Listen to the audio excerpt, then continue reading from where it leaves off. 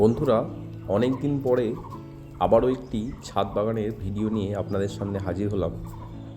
অনেক দিন হয়ে গেল তেমন আর ভিডিও দেওয়া হয়নি, তো আজকে ইচ্ছে হলো আমার ছাদ বাগানের নতুন একটি আপডেট আপনাদের সাথে শেয়ার করার, তাই আবারও চলে এলাম।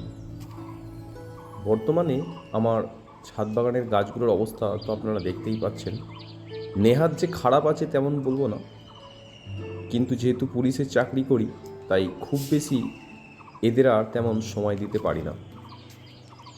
ওই মাঝে মধ্যে বাড়িতে এলে এদের খাবারের ব্যবস্থাটা আমি করে দিই, বাকি যত্ন আমার বাড়ির লোকেরাই করে। দেখতে পাচ্ছেন প্রতিটা গাছে কিন্তু ফল আছে।